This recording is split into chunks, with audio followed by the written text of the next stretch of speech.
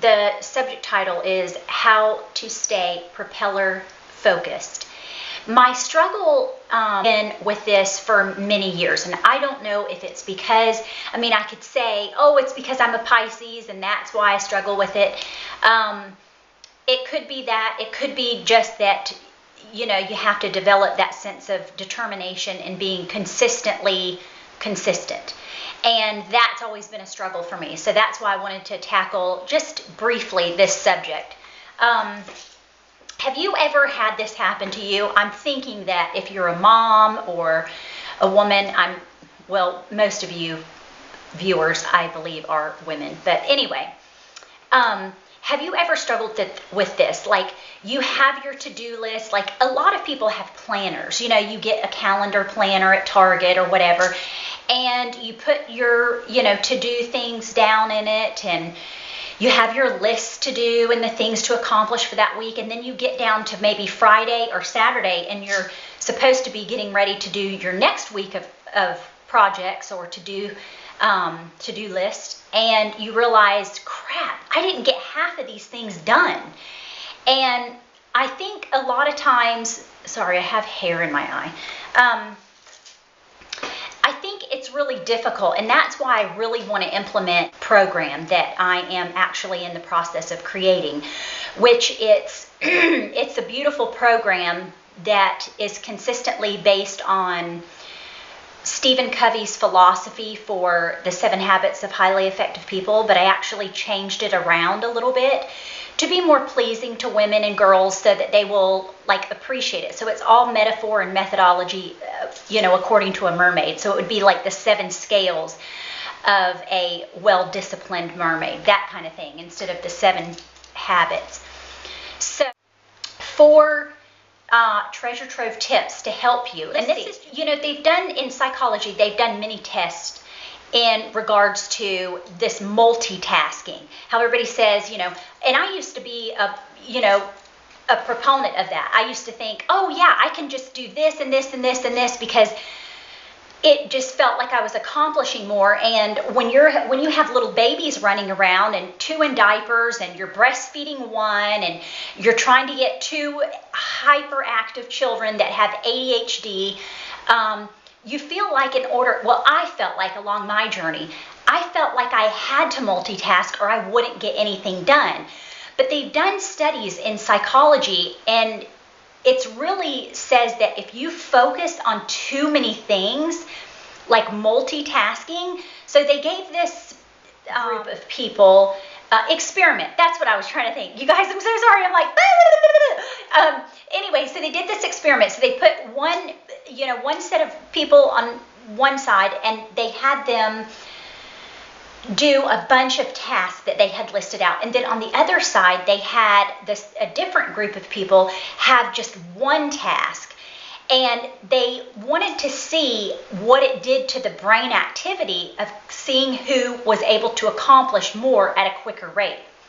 And what they found out was the people that actually focused, highly focused on those certain tasks to get done, they were actually able to get more done at a faster rate than the group that was multitasking. Because what happened was, when you're multitasking, your brain has to use so much energy, and it exhausts your brain at a quicker rate instead of being highly focused on one thing. So you can be very determined to get that one particular thing done, and then you move strategically down the list. And I thought that was really interesting. Plus, I've also heard that before I even knew of that experiment that they had done in psychology, because a lot of highly motivated, like in the field of personal development, and Brian Tracy and Brendan Burchard and Tony Robbins, and all of these highly elevated, high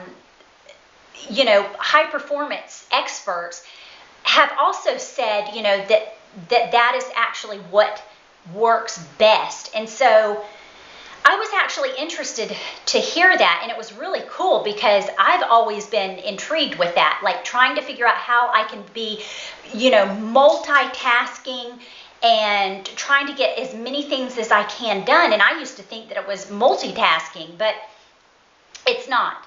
So try and remember that if you stay laser focused on one thing and you get that done, and then you just go strategically down the list, it will really help you to and compel you to get more things done at a higher rate. And not only that, but massive big projects. It's one thing to say, okay, we're going to paint this room on the weekend and we're going to get, that little end table built or put together, whatever.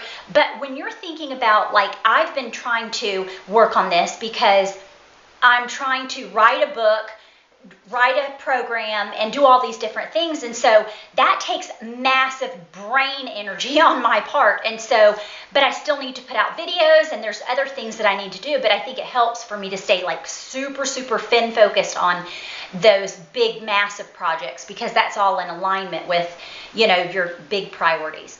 So one of the first things, one of the cool things too that it helped me to relate to was the fact that when I swim, and when I'm swimming either in an aquarium or when I was a mermaid at Weeki Wachee, I don't know why I didn't relate these two things together, but the interesting thing is if I would have had to focus on like 16 different things under the water, I would have freaking died, because you can't focus on anything, but you have to focus on your breathing, your buoyancy, and your cues, like making sure that your hose is where it needs to be in order to have breath. Because if you're on a breath hold, you have to be able to find that hose, very, very quick.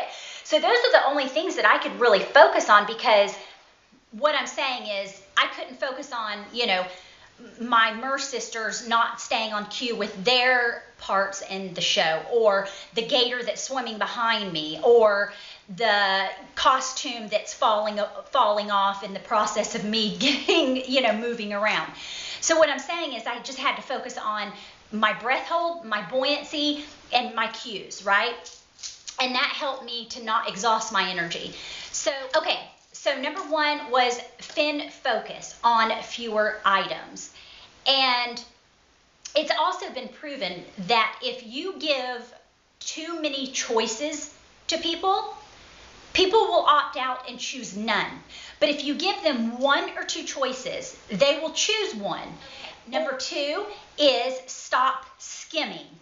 Okay, I know I'm completely guilty of this.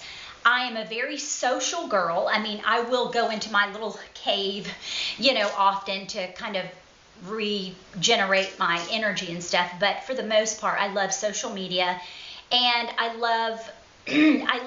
just very inquisitive, and I like seeing a lot of different things and reading things and learning things. So I'm always have to be super mindful of being,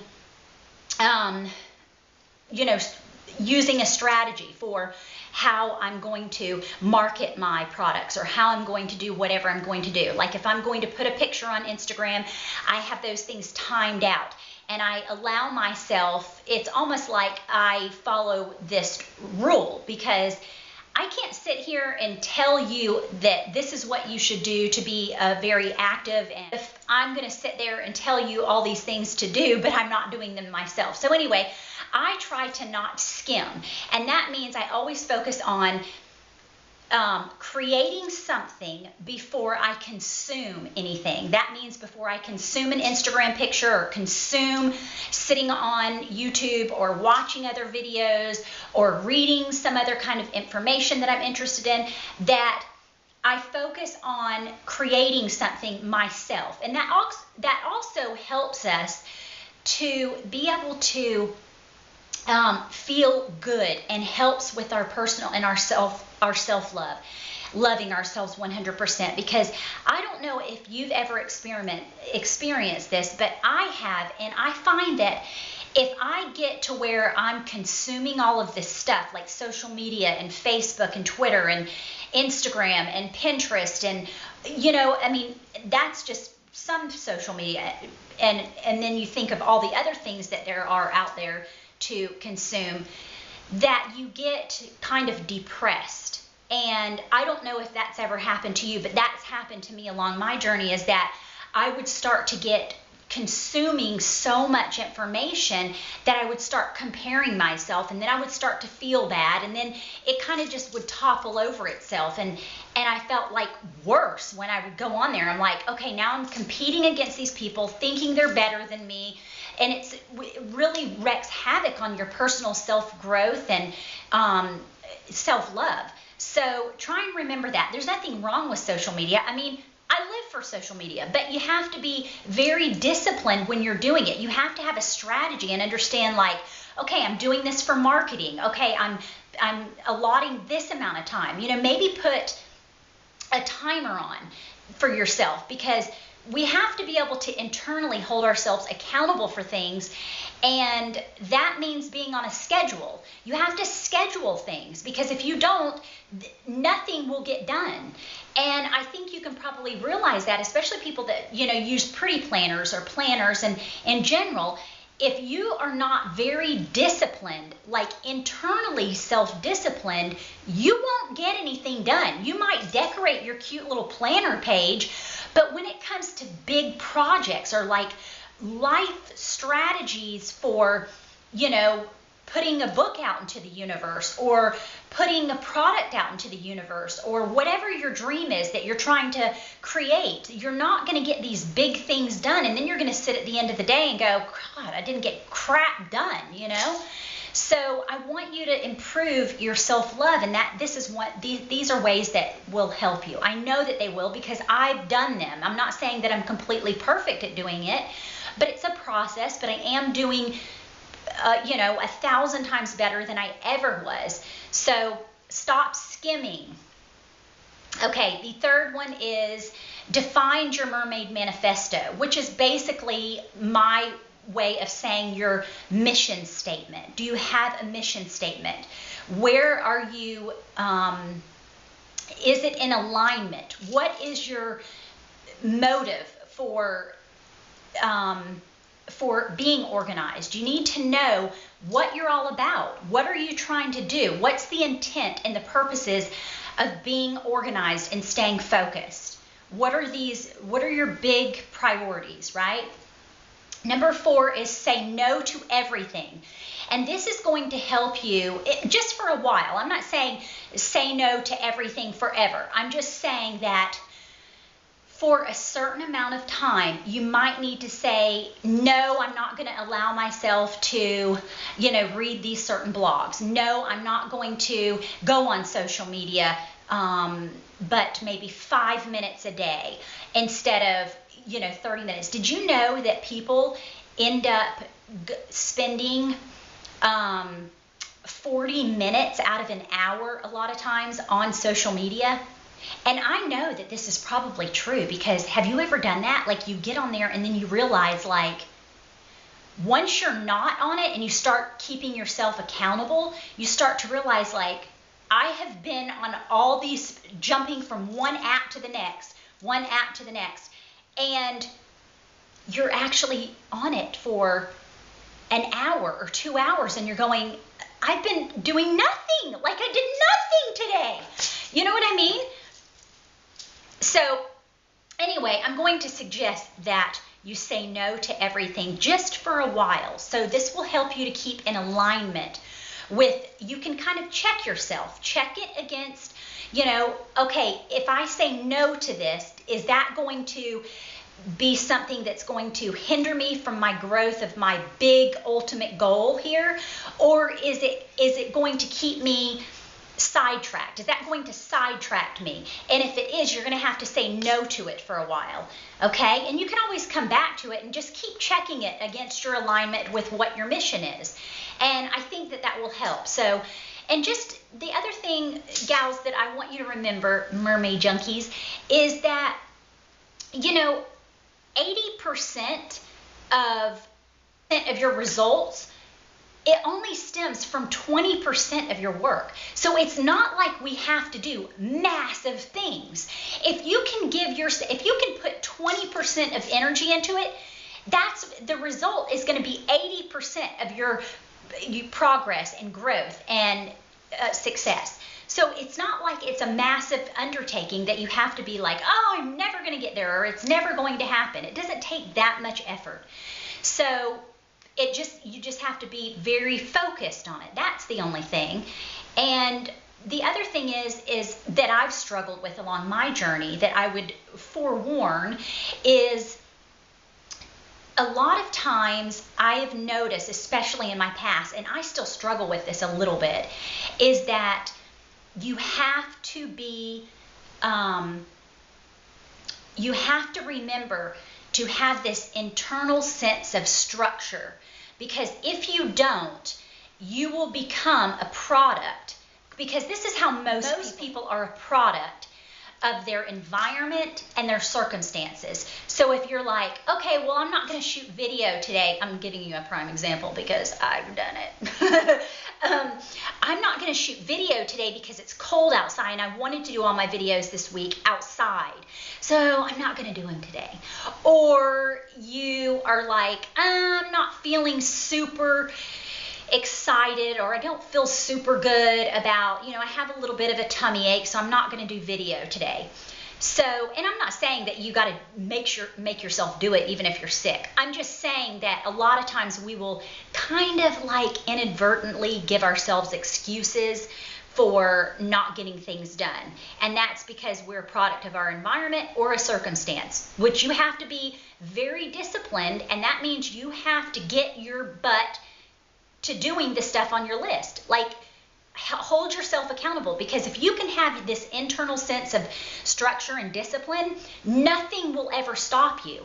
That's where most people struggle. They need the motivation from an external place, and it's never going to really develop into anything, because once again, we're looking outside of ourselves to fix something that's internal. So I would encourage you to stay focused, to work on having that internal sense of structure, and you will be well on your way, swimming up the Nile. And I hope that you enjoyed this. I'm working on some fun, cool Mermaid Junkie shirts. I hope that you subscribe to my channel. That would be awesome. And as always, I'm yours until my next swim. Ciao! Bye! Swim away with me on Mermaid Junkie TV.